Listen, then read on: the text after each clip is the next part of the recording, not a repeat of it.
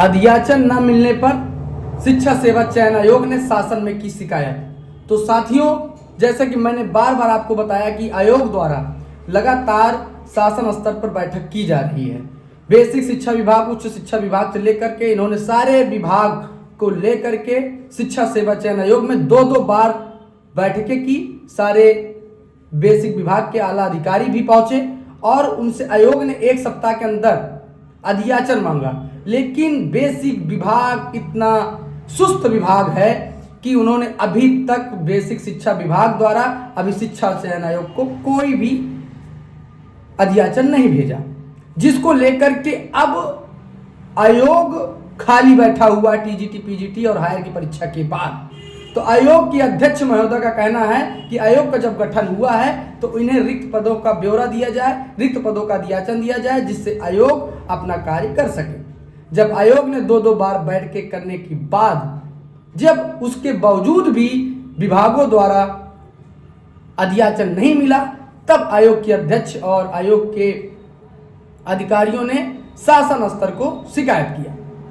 शिकायत यह किया गया कि बेसिक विभाग के पास 50,000 से ज़्यादा पद रिक्त हैं, हायर में 1200 से ज़्यादा पद रिक्त हैं और टीजीटी पीजीटी में हजारों पद रिक्त हैं। इसके बावजूद भी बेसिक विभाग और अन्य विभाग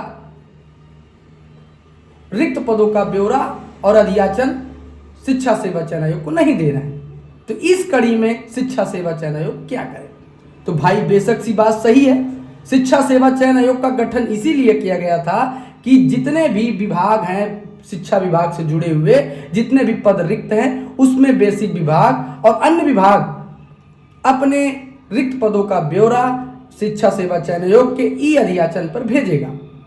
लेकिन आयोग की अध्यक्ष महोदया का कहना है और अन्य अधिकारियों का कहना है कि आयोग ने दो दो बैठक करने के बावजूद भी और उन्हें हर बार एक एक सप्ताह का समय देने के बावजूद भी ऐसा अभी तक कोई भी अध्याचन पर रिक्त पदों का ब्यौरा नहीं आया है जिससे आयोग कोई भर्ती कर सके।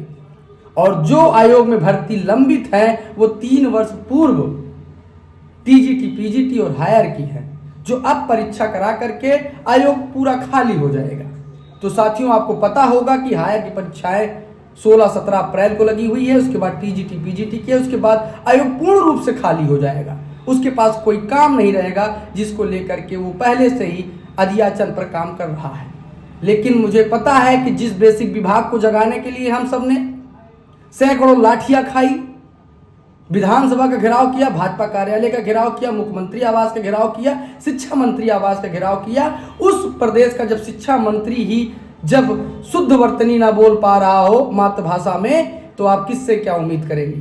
तो उस विभाग का क्या होगा? उस विभाग का तो बेड़ा गर्क ही होगा। तो साथियों, अब बेसिक विभाग की शिकायत शिक्षा सेवा चयन आयोग ने शासन स्तर पर की है। अब देखना ये होगा कि ये जो शिकायत है, इस शिकायत का प्रभाव बेसिक विभाग पर क्या पड़ता है। मेरा तो यही साफ साफ कहना है कि जिस विभाग को जगाने के लिए हजारों छात्रों का हुजूम आज 7 वर्षों से लगातार आंदोलित है, लाठी डंडे मुकदमे खाने के बावजूद वो विभाग की निद्रा नहीं खुल सकी, ऐसे विभाग से उम्मीद आयोग भी ना करे। क्योंकि जब हजारों छात्र थक चुके हों, वहां पर आयोग ने 2 ही बार बैठकें ली है। मैं तो कहता हूं कि आयोग की अध्यक्ष महोदया को जब भी माननीय मुख्यमंत्री के पास बैठक हो तो बेसिक विभाग का जो है नाराजगी और उनकी बातें और शिकायत डायरेक्ट मुख्यमंत्री जी से करें, जिससे ये बातें डायरेक्ट उनके तक जाए और उनका आदेश का पालन हो। तो बाकी साथियों, जो भी जानकारी थी मैंने आपको साझा इसलिए किया क्योंकि आप परेशान ना हो, जैसे हमारे द्वारा लगातार प्रयास किया जा रहा है। जरूरी नहीं है कि हर चीज़ें सोशल मीडिया पे साझा किया जाए।